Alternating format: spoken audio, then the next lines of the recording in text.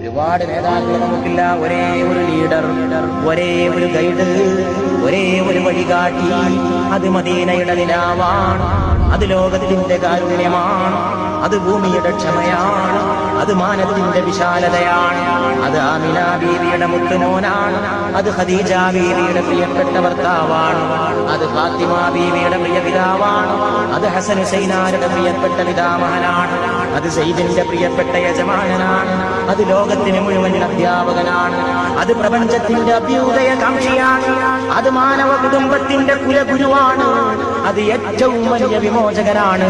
ഏറ്റവും വലിയ വിപ്ലവകാരിയാണ്, ഏറ്റവും വലിയ രാജപാത മനുഷ്യ സമുദായത്തിന് കാട്ടിക്കൊടുത്തോരാണ്, പാപികളുടെ രക്ഷകനാണ്, പാവപ്പെട്ടവന്റെ കാവൽക്കാരനാണ്, സ്ത്രീവർഗത്തിന്റെ വിമോചകനാണ്, തൊഴിലാളി വർഗത്തിന്റെ ഉത്ഥാനനായകനാണ്, പ്രപഞ്ചത്തിന്റെ അനുഗ്രഹമാണ്, പൂക്കളുടെ സുഗന്ധമാണ്, മുല്ലപ്പൂവിന്റെ മണമാണ്, റോസിന്റെ സുഗന്ധമാണ്, മറ്റു വല്ല പൂക്കളും ഉണ്ടെങ്കിൽ എല്ലാ പൂക്കളുടെയും നിറവും മണവും കൂട്ടിച്ചേർത്ത് വെച്ച മുഹമ്മദാണ് സല്ലല്ലാഹു അലൈഹി വആലിഹി വസഹബിഹി വസല്ലം.